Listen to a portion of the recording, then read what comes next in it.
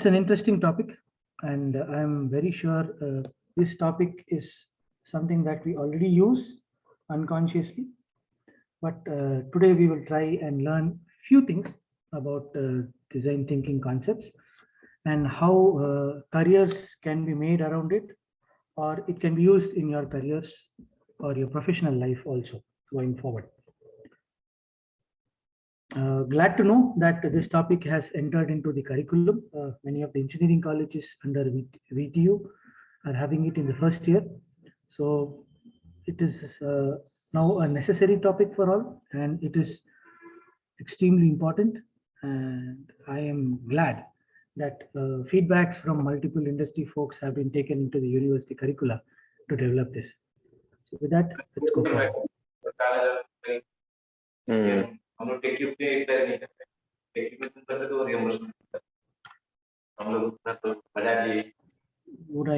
May I request the participants to mute themselves if they're not speaking, please.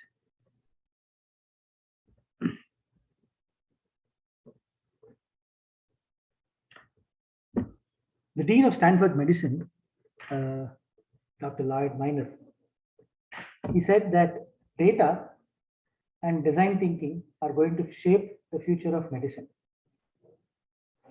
It's quite interesting that he mentions that, and there is a big history to that. Medicine is now going towards patient-centric treatment rather than protocol-centric treatment. This has been come up as a solution after a lot of study by the Faculty of Medicine across places,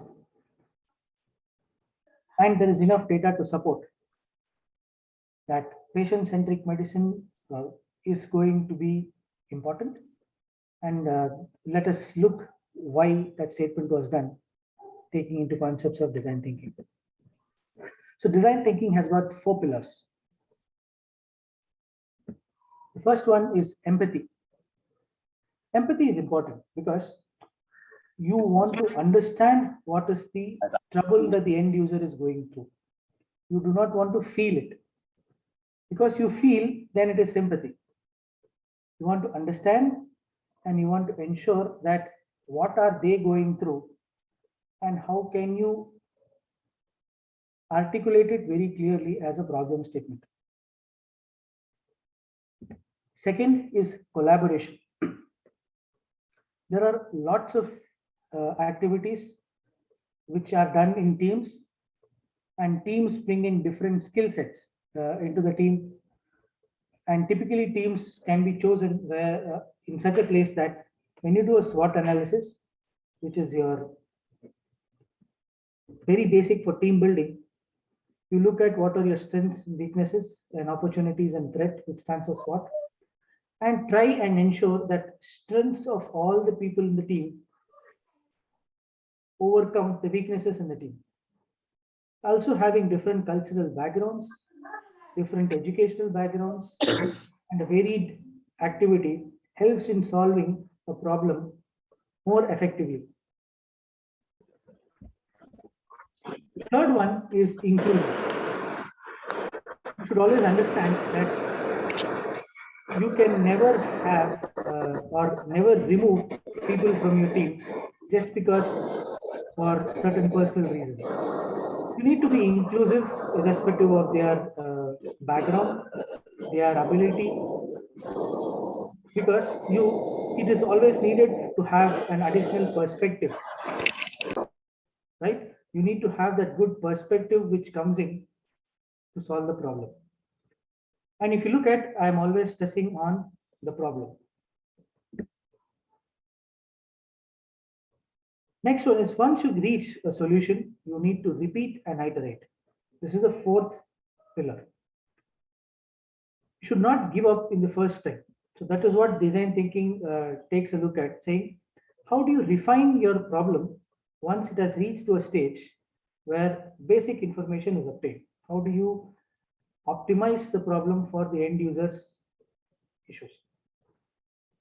The end user needs to be the final customer of your solution. Okay? So the end user is gives you the problem statement, but it is you who has to identify what is the actual problem.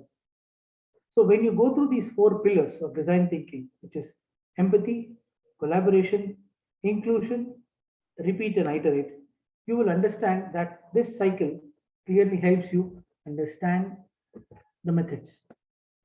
So you need to empathize with people's needs, to collaborate with others across disciplines, skill sets, and perspectives, include every area in the visible form for evaluation.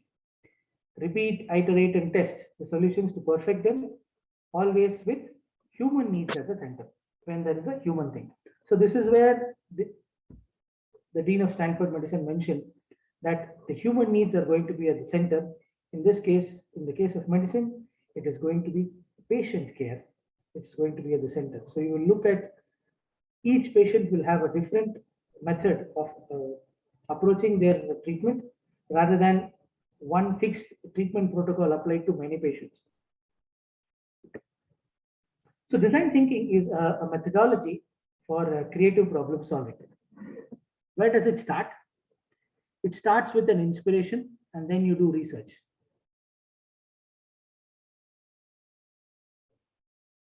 So after research, you get some visions or idea of what should be done. After getting the vision and ideas, you start thinking about it. Hey, what do I do to think and visit? So thinking is individual. You take the thinking and take it into a group, which forms a brainstorming, right? So you storm the brain with a lot of ideas from other people. That is why it is called brainstorming. You have to be overwhelmed with ideas. And a brainstorming session just cannot have 1 or 2 ideas. We are typically looking at 20, 30, 50 ideas to come to solve a particular problem to ensure that we are addressing it from various angles, various perspectives. After the brainstorm is done, you go and do the design. Design is where you try and do a prototype first and see if the prototype meets your expectations.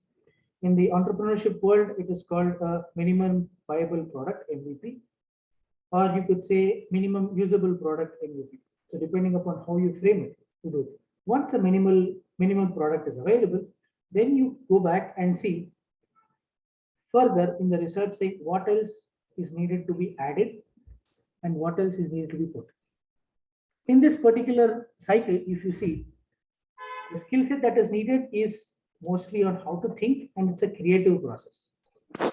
Technical knowledge are only tools to use that in your design space. When you build your prototype, when you're trying to solve the actual problem statement there. So that becomes your design thinking process that follows. So these are the 5 basic steps that you go through.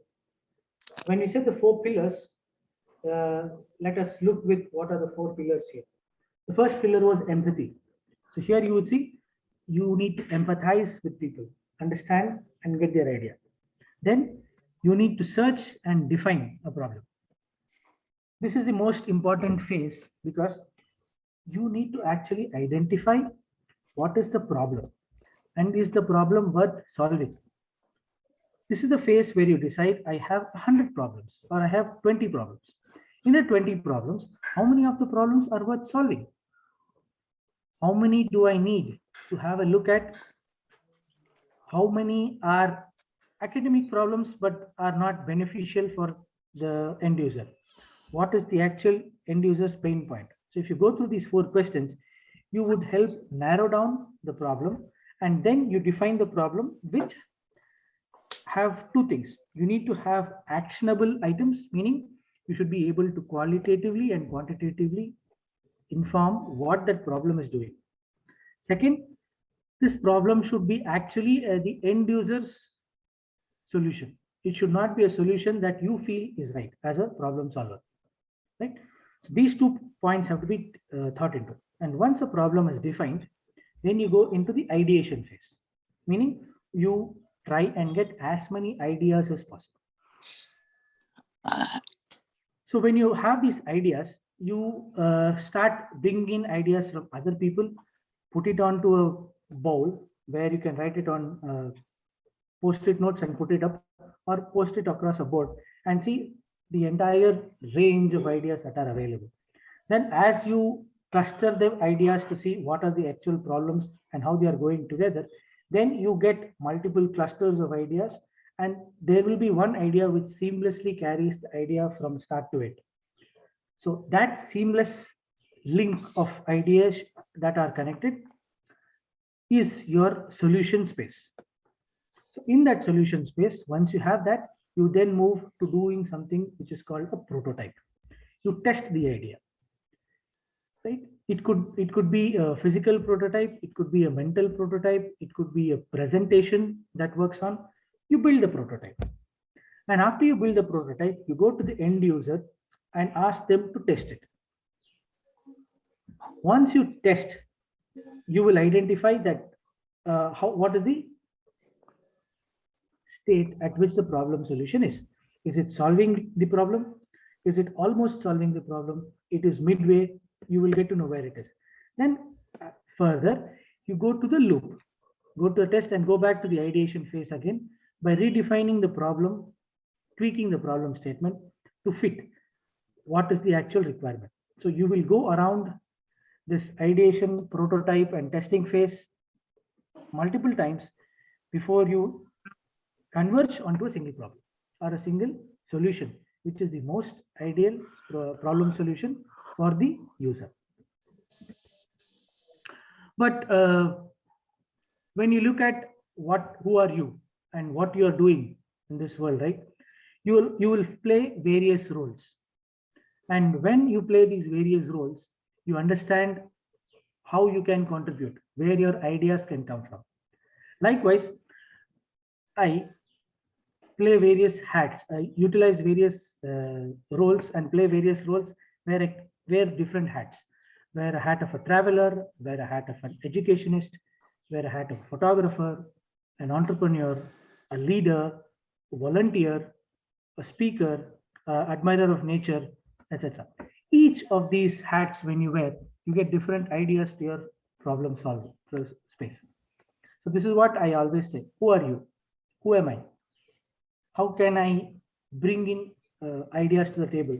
What all ideas can I bring into the system? If I cannot bring in, how can I leverage my knowledge or leverage my experience in solving? So this is where the various things that you come into picture. So this is the rough space. So when you play various roles like this, you get inspired, you get ideas, you interact with a lot of people who are not in your space, you interact with them, you collaborate with them. So each one of these ideas allows me to empathize as well as collaborate and get the right kind of solution into the problem solving space, or when I'm on the thinking board. So let me quickly tell you how does design thinking help me? Because let me give you a personal perspective. It helps me to empathize. I very consciously can think about and try and solve the final user's problem by trying to going into his shoes, thinking like what they think and understand what they want, and give a third person perspective and the second person perspective, give a first person perspective of what the problem is. It helps me to be creative because I really don't need to have a technical solution. I really don't need to have only a creative solution. It can be both. By this, it helps me trying to be diverse. It takes me in directions which are very different, sometimes beyond my safe space or comfortable space. I go into an uncomfortable space, and when I go into an uncomfortable space, is when I grow. I will find a solution, try and fix myself to be harder there, solve it, learn if needed, train myself if needed, and then solve. So it helps me be diverse, and then this allows me to be a faster problem solver. I can take my steps forward faster over a course of time. Now, here is a more technical method of defining what I just spoke in the last 5 minutes. Adding more text for people who can follow. The first thing is here, there are two portions. One, there is design thinking, and then two is the problem solving. In the design thinking, you will go through the define, empathize, ideate, and prioritize, the 4 steps. In define, you will say, name the challenge, you are designing a solution, or this is your felt need, or felt need of the person that you're trying to solve the problem with. Second, you would like to empathize. Explore the problem you seek to address from multiple perspectives. Ideate. Brainstorm possible solutions, even crazy ones, by capturing a testable hypothesis in C. The key word being testable hypothesis, because any hypothesis that you want to give or you would like to propose should be able to be tested. You should take each item and try and test them. Later, you would look at what do you like to prioritize. Select the best solution to focus on. Right? After this, you go into the problem solving phase where you build, test that hypothesis. Then you can do 3 things. Either you will scale the solution where you go in the same direction, or shift the direction and then move forward, or you totally scrap that idea. Once you do that, you tell your story pretty early and get feedback. Be transparent as much as possible so that you can effectively scale your idea to a successful proportion. And this, after a while, you check at this test point of scale, shift, and scrap, you can go back to either one of the steps. From 6, where you can go back to 1, 6 to 2, 6 to 3, 6 to 4, and 6 to 5. It does not stop you anywhere that you just have to go into this cycle. So this is your design thinking phase, where you will think about the design, think about the problem, think about how you will go to solve it. And here you will actually solve it. And you will be in this loop and trying to find a decent exit strategy of how do you want to effectively solve this. So this is a very common diagram which a lot of people share in the design thinking circles or any problem solving circle is when you're doing a design, when you're starting up in the challenge phase, there is too much clutter, too many ideas flowing through, nothing is concrete. Your mind goes through multiple rounds of thinking, multiple rounds of brainstorming, and as you progress slowly, you will see the knots come out, your ideas get unentangled, entanglement is lost, and slowly you try and converge to a problem which is clean, which is neat, and which is optimal for your solution. Mind you, this solution may not be suitable for everybody. This is a custom built solution. So even the solutions that you do, you will have to look at custom built solutions or universal solutions and 2 design spaces. Now, with this, let me ask the participants who are here on a question. You can please unmute yourself and tell the answer, or even better, put it in the chat window. Let me look at the chat window that everybody is going. Let me put up the answers there. Right? So, which of these is not one of the spaces of design thinking?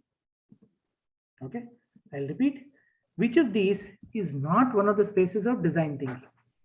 Ideation, inspiration, interpretation, and implementation. Please come on the chat window and let's see some of the answers coming in from the participants.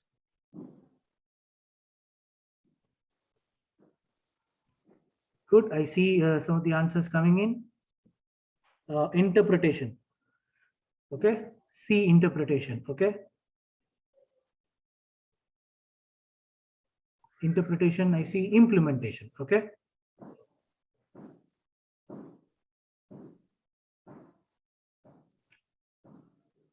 Kamaruddin says inspiration. Okay. B. Good. I think I will not see A as answers. That's very nice.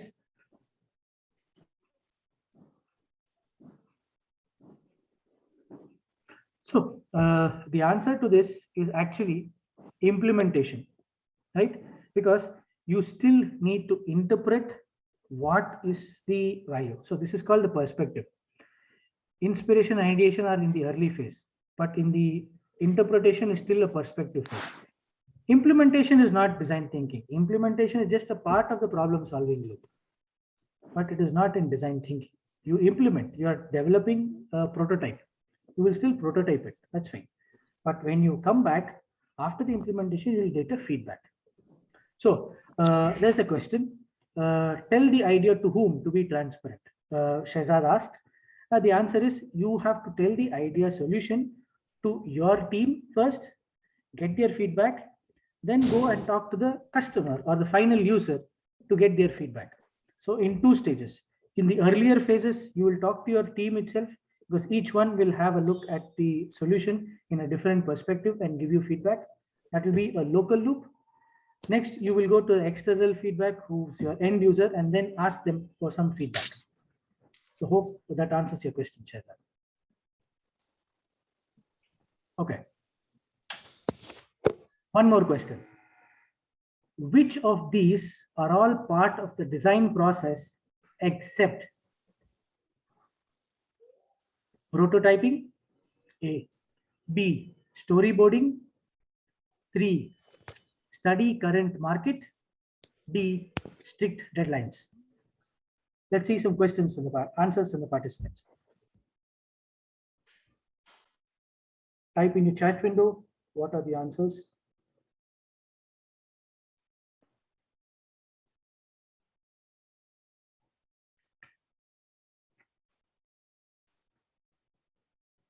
For people who are on the YouTube live stream, please chat in the comment box or the comment box there under the video so that we can see your answers.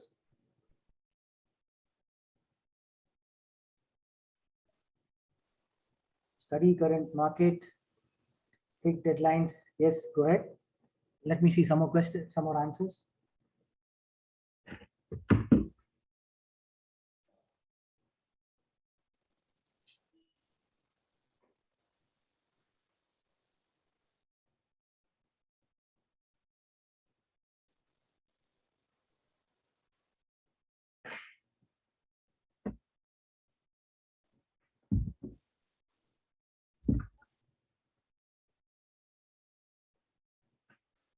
Yes, there are a lot of questions coming in. A lot of people saying B, storyboarding. On YouTube, somebody says none of these. Strict deadlines. Yes, we see a lot of strict deadlines. Yes, the answer is true. It is strict deadlines because strict deadlines is not a creative process. Strict deadlines are actually literally strict deadlines which hamper the creative process. They pressurize you. So that is one of the reasons in a project, it is the project manager who will take care of the strict deadlines and look forward. But the design team focuses on the storyboarding. Storyboarding is what you do as your idea. In fact, in the previous slides, I would have mentioned there is a seamless flow of ideas from the beginning to end. That is your storyboarding. So that is a necessary part of the design process. Next is prototyping, which is by definitely a part of the final product development or idea development, which is needed before you take the decision making. And study of the current market is also part of the problem ideation phase. So you need to understand the study of the current market in your problem space, which is part of the ideation. You come in as an input to the process. Strict deadlines is not part of the process. Hope that answers the question for all. And study of the current market is also part of the problem ideation. Right. Now, I have a few examples of design thinking going forward or case studies to show what it is. I would now pause and request people to ask questions. If they have any questions before we go forward, you can ask in the chat window, and I would request Saif Abrar Saab to help me moderate this question and answer session.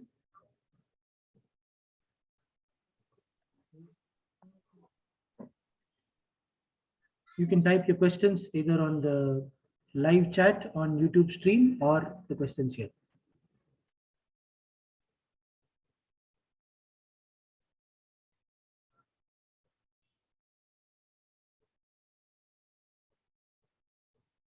Okay, if I'm not seeing any questions, so I will continue the session. We will go through a few examples of how design thinking is implemented in a real life scenario. The first example is an MRI for children. What is MRI? MRI is magnetic resonance imaging. It's a machine which is used for scanning the internal organs of patients for tissue damage and tumors. And this is one of the problem statements which had come to the designers at General Electric. A lot of these machines were used for pediatric children or pediatric wards or for children, and they need to be tested there. The children found the machine and the space in which the machine were operating to be very terrifying, and they would keep moving. But what happened was the scan would work only if you hold still and do not move within the machine. So the doctors commonly went ahead and said up to 80% of the children had to be sedated. What is sedation? Meaning they will put them in a very relaxed state or sleepy state to continue. So the designers came and said, we cannot sedate children. It is not right. They didn't feel right. But they adopted a design thinking approach to try and understand the children's journey, their feelings, and how they were building up negative emotions while they were undergoing an MRI session. First thing they did, they saw the outcome was that is they need to see a huge drop in sedation. Next, they wanted to see a huge increase in satisfaction. These were the two targets that they had for themselves, and they did achieve it. What did they do? So this is how an MRI machine and the room looks like. Okay. So this is the screen, or this is a visual that a patient has when they enter the room. It's a massive machine where they will be put into that space, into that massive machine, and then the scans will be taken. So the expectations of the problem were it has to be visually pleasing, it should be baby and child friendly, and it should ensure that you increase the fun quotient. So this is what they did. So taking into all of these, they understood now in this particular case, I want you people to type in the chat window, what are the problem statements that we are seeing here? What are the actual problem statements according to you, and bring in the various perspectives of solving this.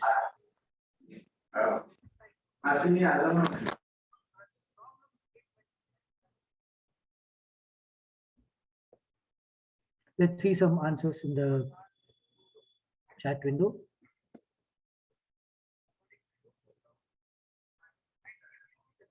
Because this needs to be the, let me take you to the process. Child friendly to reduce movements, make baby comfortable and satisfied. Okay, yes. Too much sound and fear. Yes, right. What are the other problems that you will face here? Claustrophobia, good one. Yes. Remove sedating. Yes, Children feel fearful because of the sound and shield. Exactly, correct. What else? Insecure feeling. That's right.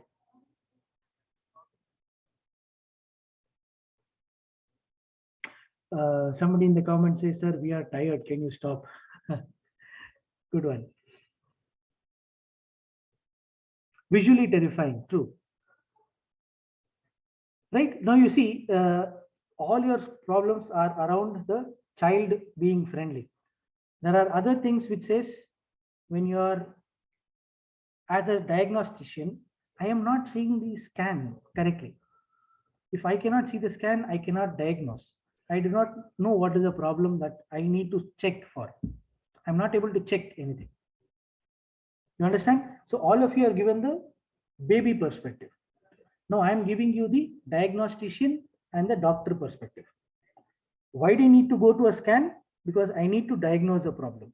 I need to find the problem. If I'm not able to find the problem, I cannot solve the problem. Here, what is the solution? Making the baby healthy.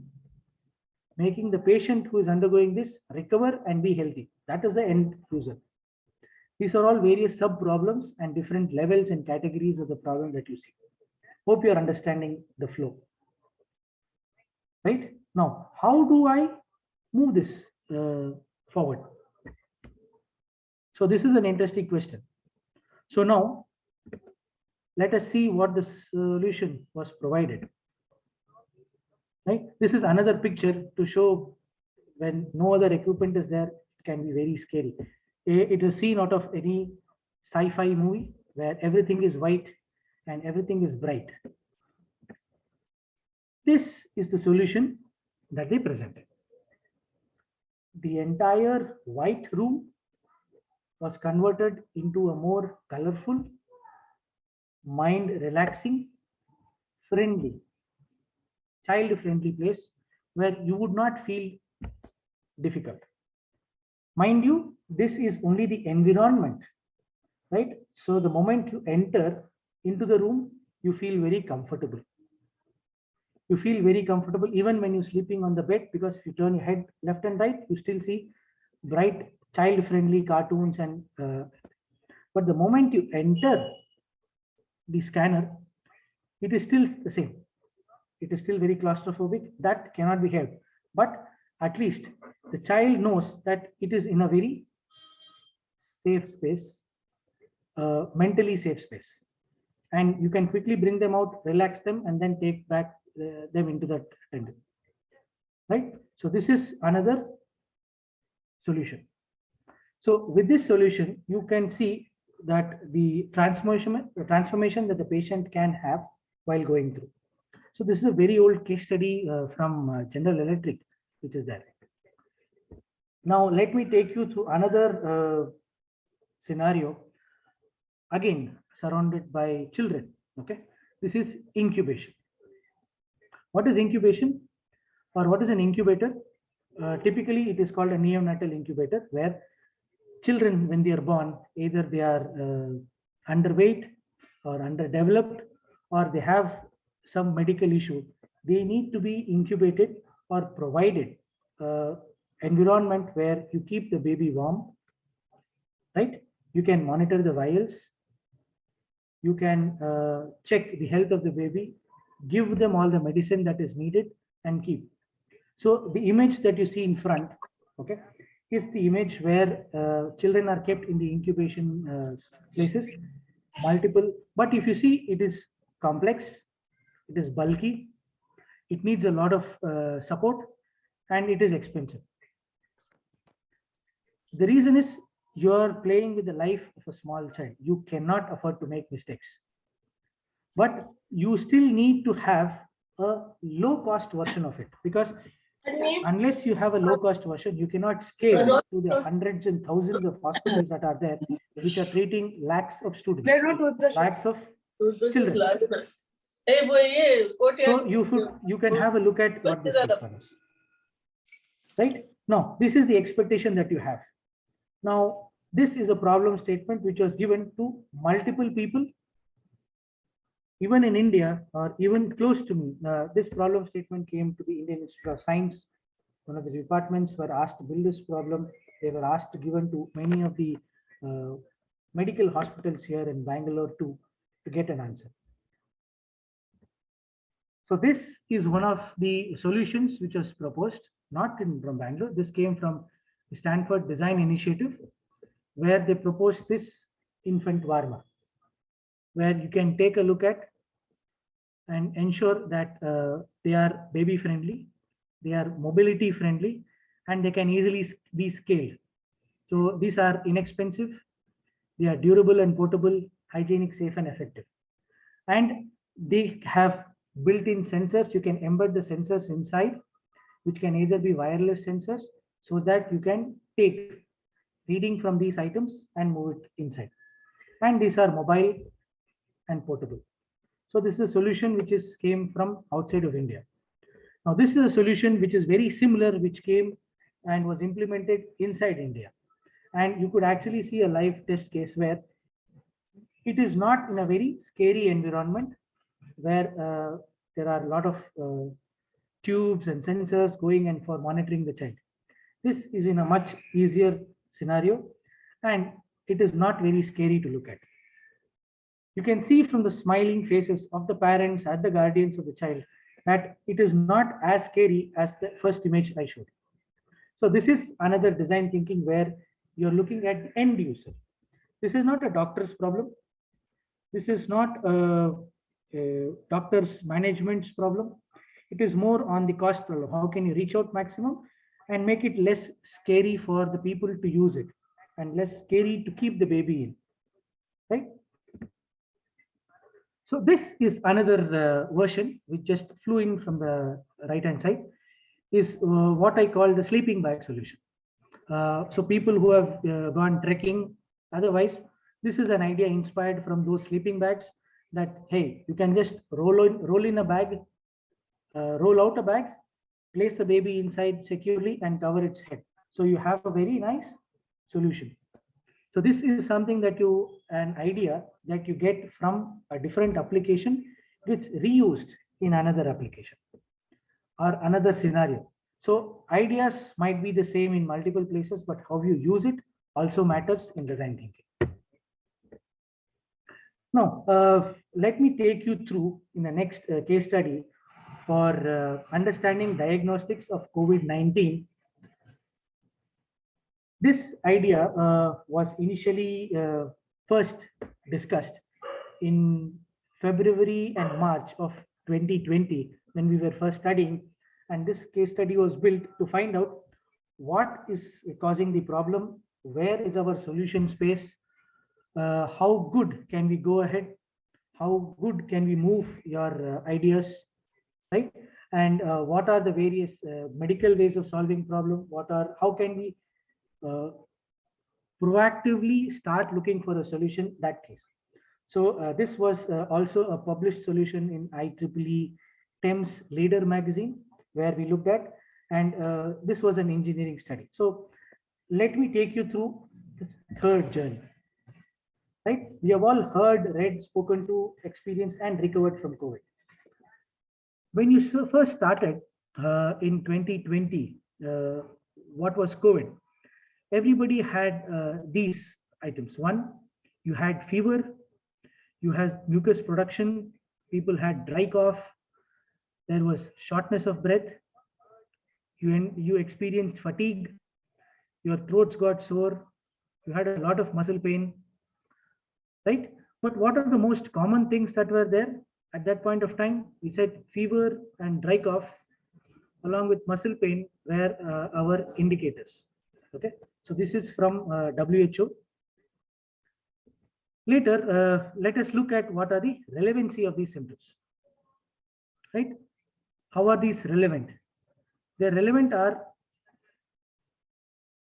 now that we know fever is a relevant item, mucus production is actually a very good defining statement which identifies whether you have flu or you have a dry or you have COVID.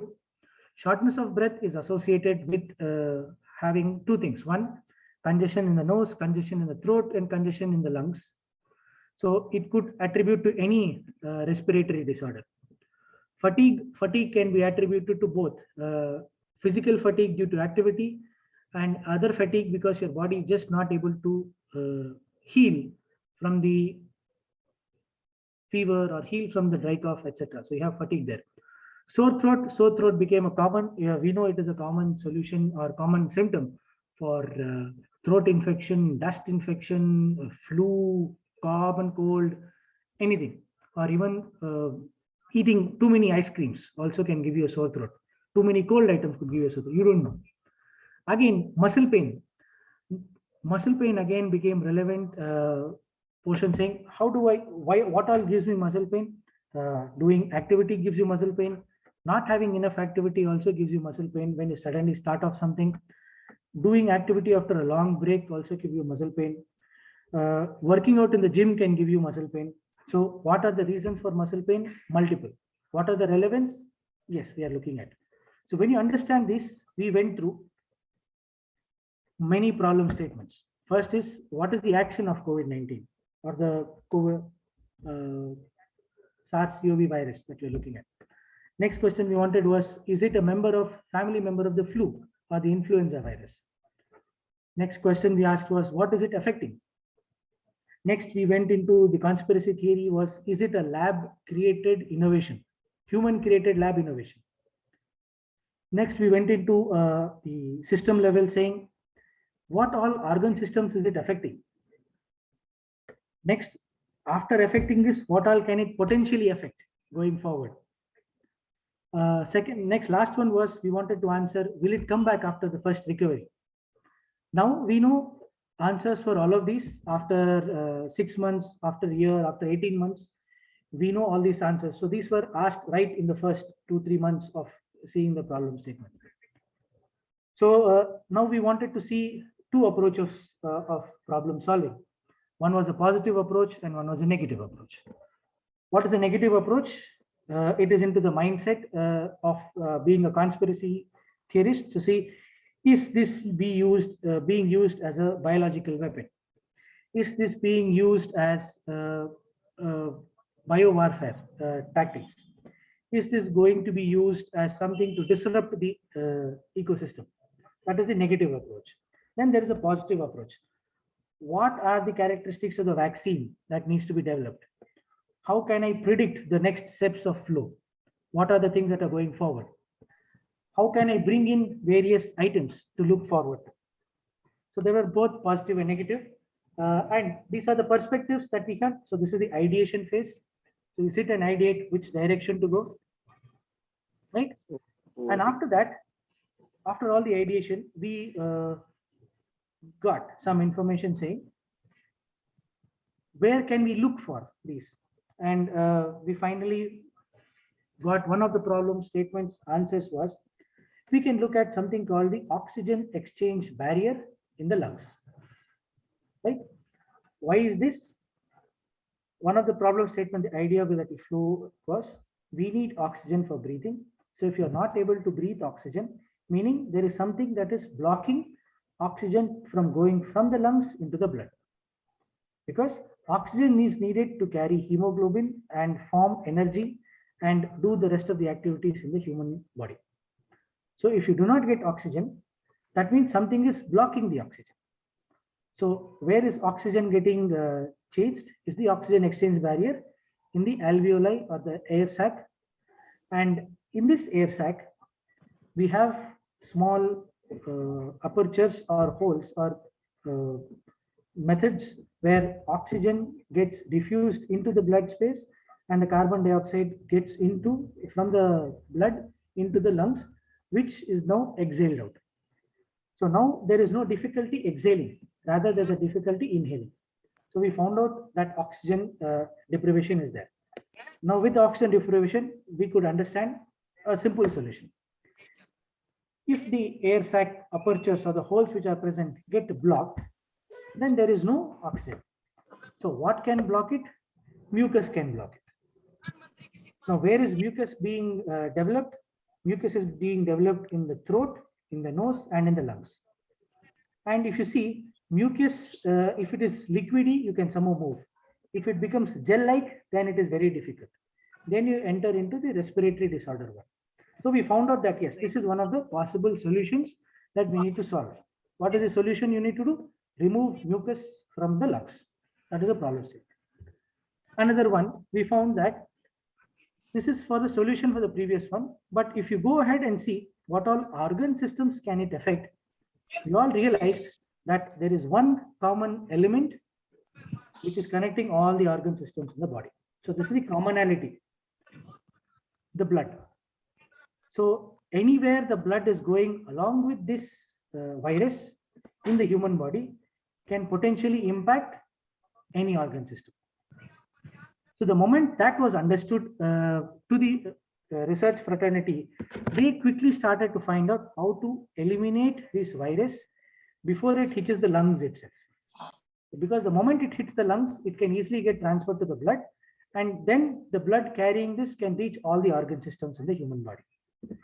So it is the circulatory system, which is the most common element, which is connecting all of them, and all your organs can get affected. Later on, 6 months down the line or 1 year down the line, we saw a lot of research papers coming out saying various organ systems in the body were getting affected. Now, it made very simple sense to the research that yes, it gets affected only when it is dealt with the blood. And the moment it is dealt with the blood, everybody is going or getting impacted. Right? So that is one way of identifying the problem, taking it forward, and then understanding where is the direction. Similarly, so people who are using in this IoT space are doing, you can use all these items that are used to generate your data and then go into good analysis, okay, or good analysis and understand what is happening, right? One thing I really want you to understand that engineering and medicine are going so close and getting interlocked with your idea that you will not be able to identify the difference between where engineering ends and where medicine begins. So that is the space that we are looking at, and that is the space where you are going towards patient relevant medicine and patient centric medicine. And these are all the various items that they can use to generate the data regarding the patients and give them custom care, right? And ensure the end user, which is the human, gets benefited. So this is a quick summary of this design thinking case study. And I would like to conclude by saying a few points before I open up for questions. One, there are many problems in the world of business. There are many technology shifts. There is shift in demographics and market shifts. In each of these places, design thinking can be applied, and the design thinking methodology can be used. Further, always going forward, you will see a lot of these solutions coming across where it will help you to innovate new ideas. You can get inspired by many of the previous solutions or existing natural solutions, and ensure that you have a lot of human-centric ideas. In some cases, you would want a nature, especially if you're looking at water conservation or lake conservation, you need to have a lake-centric idea.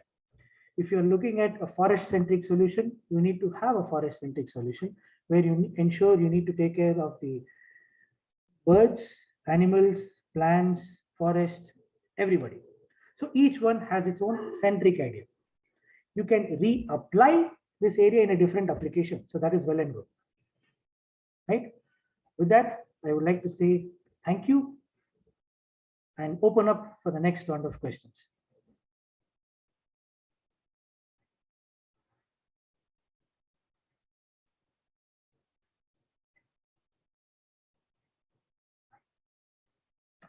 Questions, please.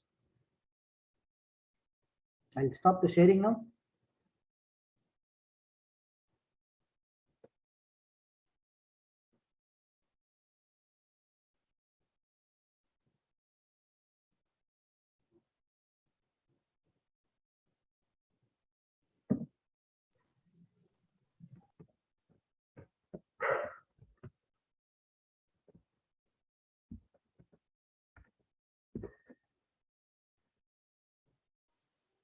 So you could unmute yourself and ask questions or ask in the comments and we can look. Assalamu alaikum wa rahmatullahi wa Walaikum assalam. barakatuh. Very good session. And I just wanted to know that design thinking has been brought in years back. Does it have a standard methodology? It works on a standard methodology or standard sequence of events, or because I was dealing with IBM, they had their own way of solving problems through design thinking. And I also dealt with Dutch Design School in Netherlands. They have a completely different, but the focus was same, to solve problems through design thinking.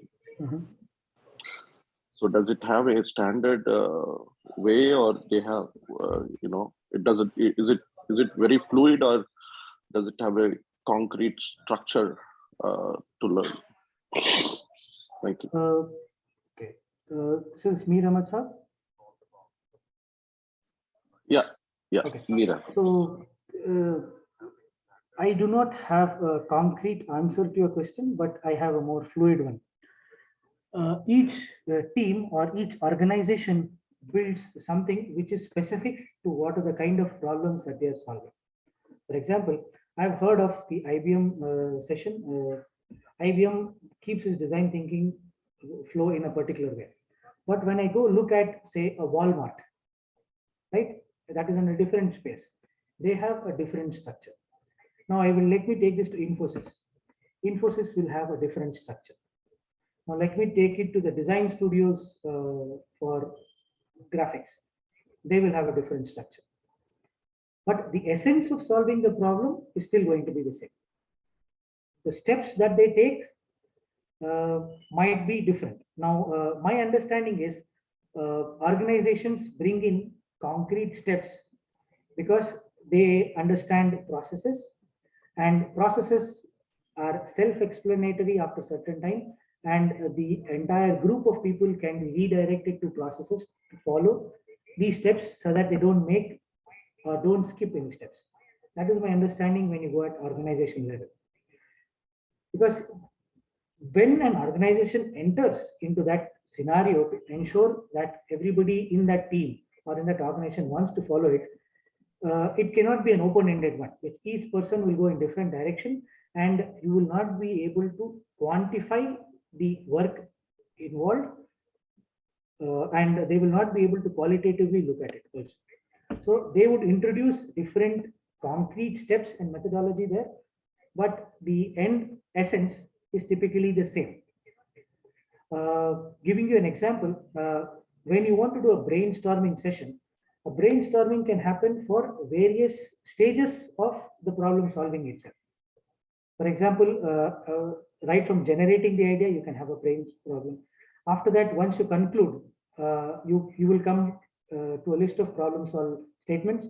Now, for each of those statements, you will have a brainstorming session to converge to one or two statements, and then you will see. So, this is a step-by-step method followed by industries just to ensure they enter into the process. But when they go through, they will have a really very simple essence, saying they have just 5 simple steps in essence, or you can broadly categorize them into the 5 and take it forward. Hope that answers the question. Yeah. Jazakallah khair. That is very good explanation. Where I was coming from was when I was working with IBM,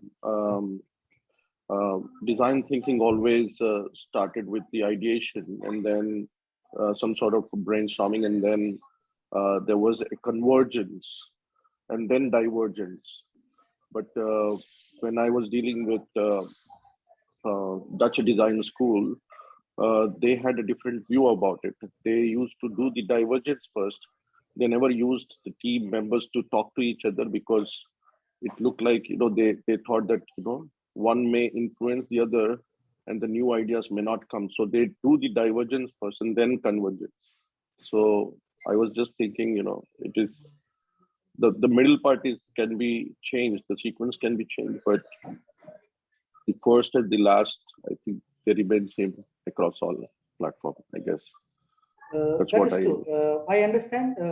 This is something what I call it as bias removal, because if you are in the same room, then the most dominant personality in the room will influence others and the bias moves in. Correct. So, that is right. Yeah. so to remove the bias, that is what we do is like, if you know, for example, if I am sitting in a room with 10 people and I really want to push my idea, then the moment I be very expressive about it, the rest of the team members may not come out with their ideas, even though they might be much better than mine.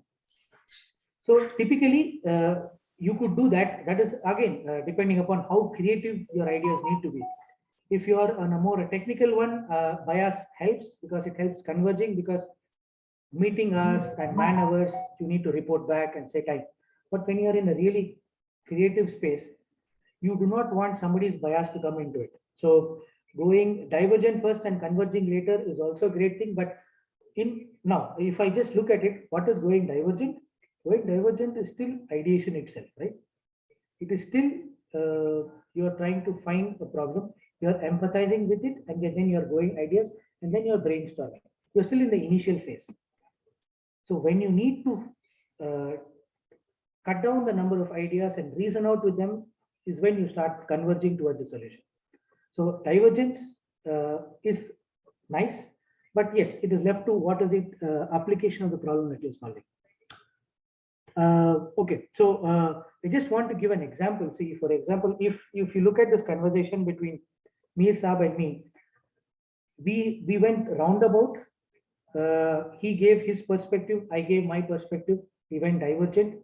Then he gave his second perspective, which added more information, saying, I did this in one place, I did this in another place, and he gives an example. And I gave a different perspective of mine. And finally, we both met at something called bias. And then he said, yes, I agree. So this is typically how a conversation actually goes anywhere. That you go diverge yourself, then you converge with a common point. And once you hit that common point where you're going, your conversation goes further. So I can't think of a better live example than this one. Thank you, Mir Saab, for initiating and also giving a very simple example of what we can give it to the participants. Thank you, Dr. Saab. Thank you for this session. I appreciate it. Thank you. Thanks. Yeah. So there is a question from Sharmila which says, in what way this design thinking is different from conventional software engineering ideas? Can you please elaborate what is a conventional software engineering idea? Because how is, I don't understand this. Can you help me with this, please? Sir, it's like iterative life cycle in Correct. software development model. Okay, right. Where did this iterative life cycle come from?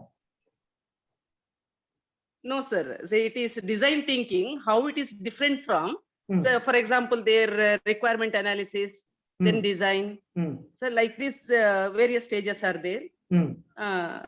Implementation, documentation, this way. So in what way it is different, sir? Madam, it is a different name.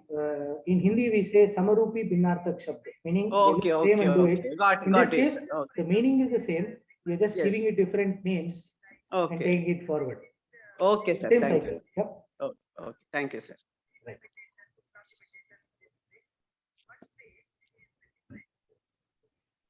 So we have, do we have any questions from our PA college students or members of faculty over here? Let us see if there is some representation from that side.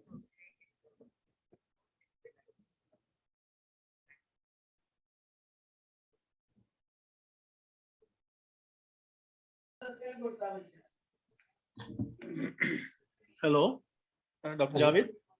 Yes, Can I ask one question of Dr. Ramesh? Dr. Ramesh, good morning. Yes, please. In that one multiple choice question, you have told that this adherence to strict deadlines is not a part of thinking. But most of the time, what happens is that, for example, if you see the COVID case, and the problem was sought for the COVID disease, the main problem for the doctors or whoever behind the researchers was to find a solution within a short span of time. So why this strict deadlines is because I feel that in design thinking, the strict deadline also should be a part of, because most of the times we don't have a solution for the problem because of the time constraint. That is correct. Yeah. So just when you just pointed that deadlines is not a part of design thinking, because most of the time the thinking happens, the design thinking happens because of the, for example, in the case of this COVID, one of the major constraint of this developing the vaccination, etc., was the test dose period or the time, the iterations, which is we don't have the time span for it. So can you please elaborate on that? Yeah, I have a different take on this. So adhering to strict guideline, I will equate to introducing a bias into the system. Okay. Because what happens is you may not do, okay, you have a very strict deadline, you only have 2 ideas. And then somebody will pressure you, okay, leave this one, go with the other and go forward. Okay. Is that the optimal one for you? No. How do I know no? Because I have not been able to test it also. I just had to move forward. So you are constraining the problem space or the solution space by introducing this. Okay. So I agree. Now, who gets to have the timeline? That is where you have to partition. The active creative design team should not be introduced into that bias. Okay. The team that is reporting should be a different member, because that influence of the member can have a severe bias into the system. So the person who is dealing with the timelines, generally we will not introduce into the flow, because like I said, you will introduce a bias into the system. Now, for example, if your students who are there listening to this, in this COVID, they do not have much option to study. Most of it is online, very much partial was offline. They couldn't do. Now, what are the different ways they could have learned? Yes, there is a lot of online YouTube videos are there. There are MOOC courses are there. There are a lot of NPTEL videos are there. You could have asked them to study there, get those course credits, reapply into the college, merge it. That solution space is there. But everybody said, no, we are bound by university rules. We cannot do that. We cannot enter. Fine. So this is you can solve a problem, but there are some constraints which will restrict you from solving the problem. We do not want that restrictions brought into right at the beginning. You should be in the decision-making phase where, okay, after all the ideas are on the table, then you introduce a constraint saying, okay, we have less time, we have less money, we have less resources. Now, what is the best idea at this point of time to solve your problem? What is the best type of problem when I give you more money to solve it? What is the best time when you give me more money and resources to solve it? So you can categorize this and then choose what is the most optimal solution there and give it. So the constraint should come after the ideation phase is done or the brainstorming is done, not in the beginning itself. So that is where all this multiple ideas will not come if you put the constraints in the beginning itself. So that is my take on this one.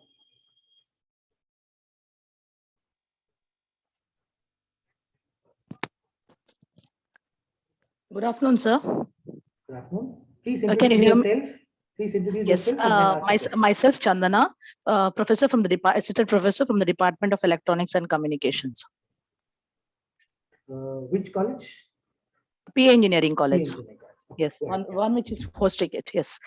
So regarding this COVID-19, which is human-centric, and the solution to this, that is addressing which has to be done by medical experts along with the researchers, innovative thinkers, the design specialists, and so on. So it's already few years since introduction of this, and the variant also taking its own course. So what is your perception on with regard to other lapses of these innovators in providing a proper solution to this? Because we are seeing its implications in so many years. So what is your perception, sir? My perception of the previous answer I gave, saying bias was introduced and they had to rush. Okay. This is a live example, right?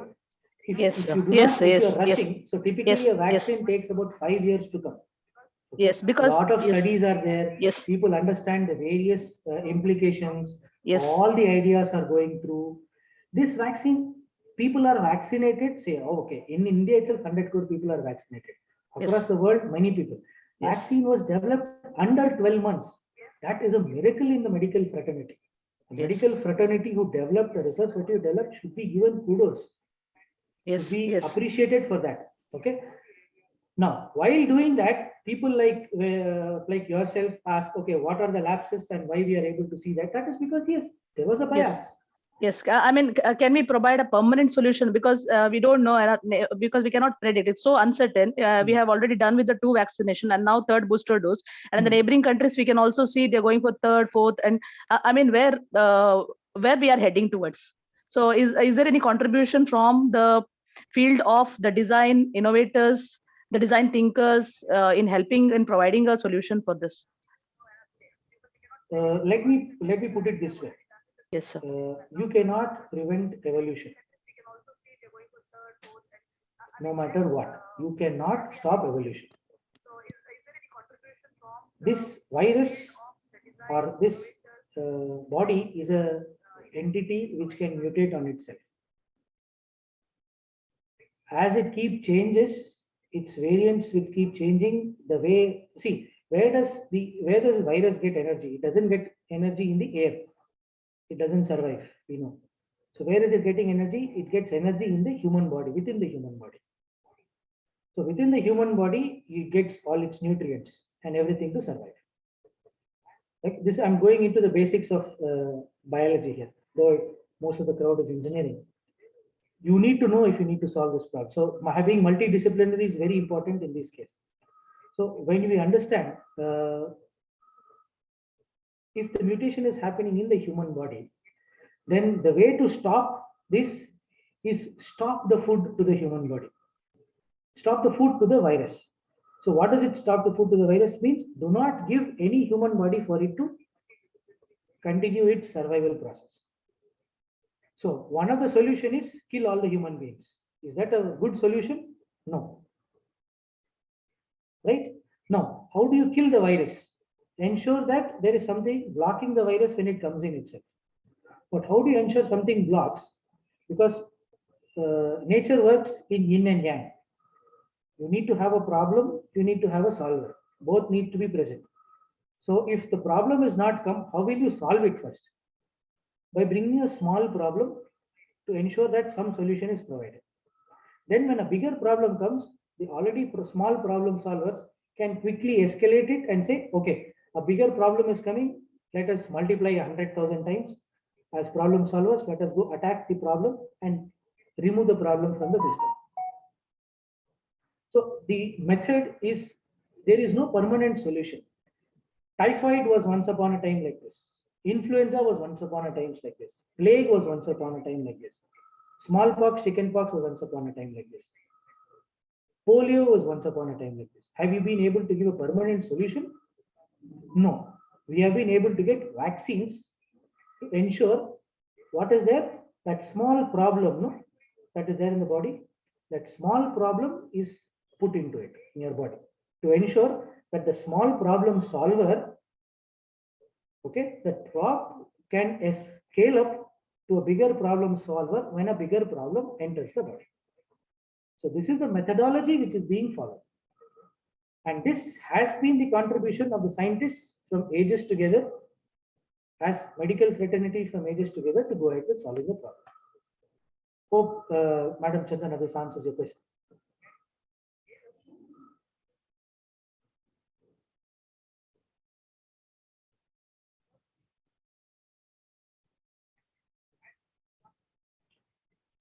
Right. There's a good question from Rifa Samin, which says, how do you measure the success rate of design thinking?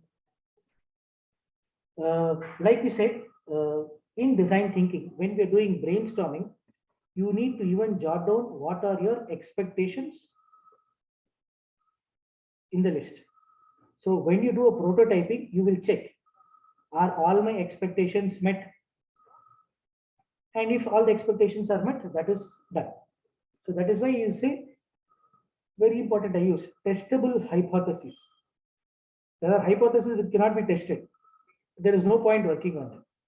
So you always need to have a testable hypothesis such that there is an outcome and you can take a decision based on that outcome. Hope that answers your question, Rekha.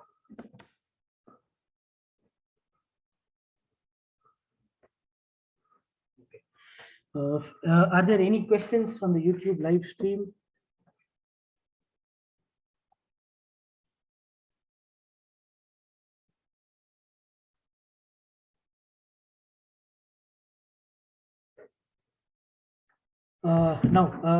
Now that you have gained so much benefit from me, I want to gain some benefit from you, right?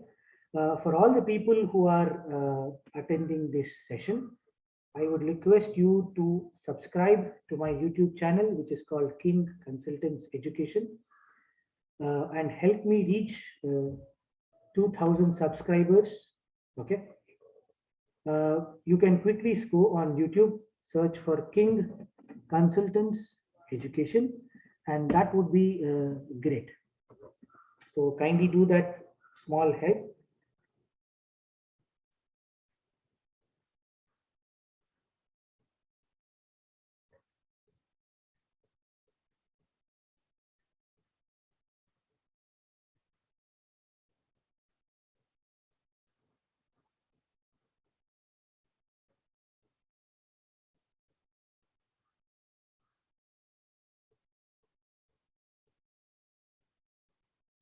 So any other questions that you have, please let me know.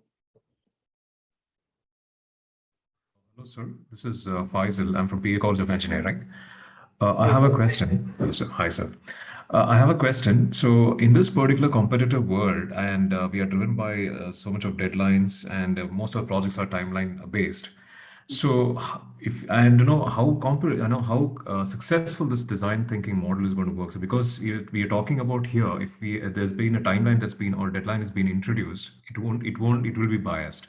So how, for example, as an engineering student, if I'm going into the industry after 2 years or 3 years later, and I'll be into a project, as most of the projects or the services are going to be, restricted to deadlines and not driven by timeline. So how can I implement this design thinking model into that particular scenario, sir? Thank you. Oh, that's a good question. And it's a very simple answer. Most of the people who are there in the problem solving phase, right? You are actually in that prototyping phase, right? The junior engineers, the senior engineers who are there, they're in the prototyping phase. The design cycle is basically done by the architects and the project managers way before, where they sit down, they ideate, they think, okay, they understand what are the specs to be done. So what are the spec or specifications that you are very commonly talking about? These are the outcome of these design cycle or similar design thinking activities happening in the team. Right. So after that happens, then you come into the prototyping phase or the implementation phase. And like I said, implementation is not part of the design cycle. That was my first question. If you look in the QA session, implementation is the end phase of the design cycle. Hope that answers the question, sir. Present. Yes, sir. Thank you very much.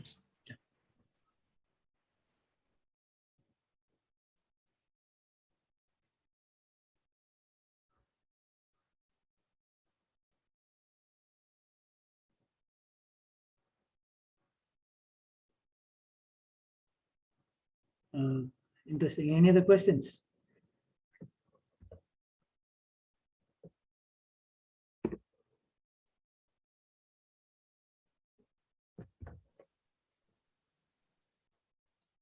So I am placing the link here in the bottom. Please go to this page and encourage my activity, subscribe to that link so that many of these discussions that we are having can be had with you all.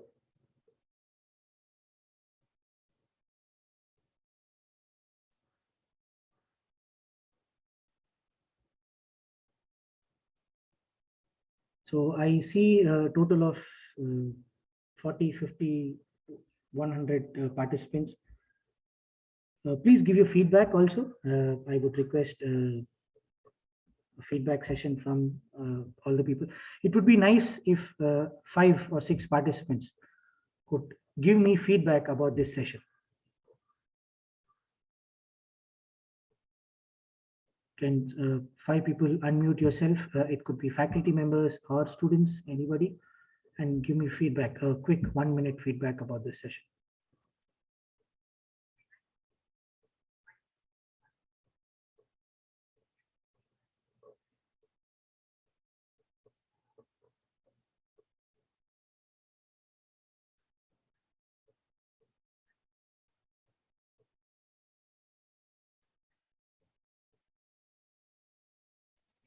Assalamu alaikum, Javed bhai. Walaikum assalam. Yeah, Shehzad here. Am I audible? Yes, you are. Please Yes. go ahead. Okay, so this was the very first session for me to attend on design thinking, and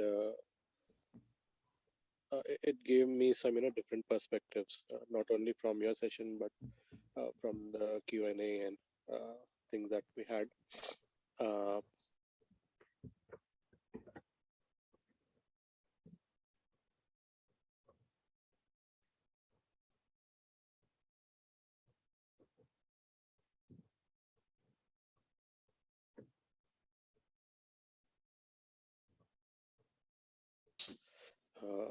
Ideation and implementation, what things come in first, how to see the markets, and how to how empathy is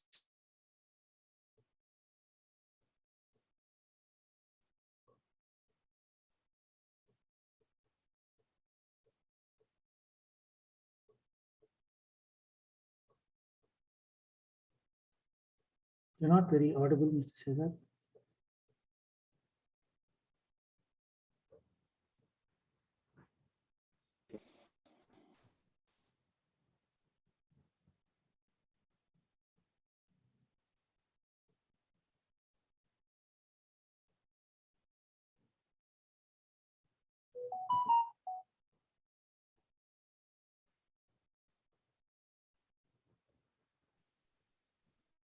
So, Prasad, I think if there are any other people who would like to ask for feedback. So all the people who asked me questions, I would like you all to give some feedback.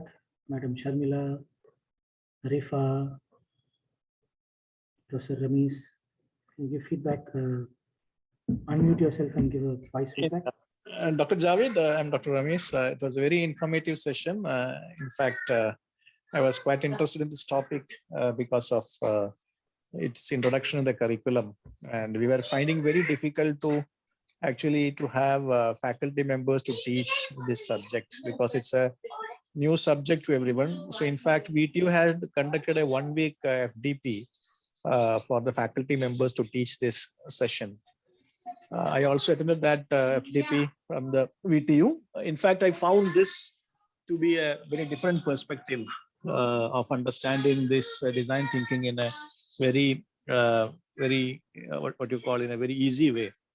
So thank you, Dr. Javed, and we would like to associate with you, especially the people who are in the industry, who have given the feedback to the universities to, make the curriculum. We would like to have more interaction with you and get your inputs, especially to the academia regarding this topic, and to prepare our students, not only for their further career, but I feel this design thinking will be very much useful in our day-to-day life, maybe in a relatively a small scale may be required. So thank you very much, Dr. Javed, for sharing your time with us. Indeed, it was very, very useful. We would like to have you with us in the campus also on a later stage, inshallah, when the things are normal, to interact with us, with our students. Thank you. Very kind of you. Yeah. Inshallah, we'll wait for better times to visit the campus in person. Yes, yes, yes. Thank you, Javed. Yes. Okay, Javed, I think we can close with this. Is it okay? I think that is good. We can do that. So there are some feedback in the chat box. Put them. So thanks a lot Thank to you. all the participants, and a special thanks and jazakallah to Dr. Javed Saab for introducing us to this very important and interesting concept of design thinking. And I hope we'll start implementing it, learning it more about it, and implement it in our projects and the scenarios that we face day to day. So thanks a lot, and inshallah we'll keep on having similar webinars in future on weekends, inshallah. So anyone in the audience, if you want to conduct a similar webinar and share your expertise with the rest of us, please feel free to ping me anytime, and you can schedule your webinar also. Okay, so we'll close with this, and thanks a lot to everyone. Assalamu alaikum.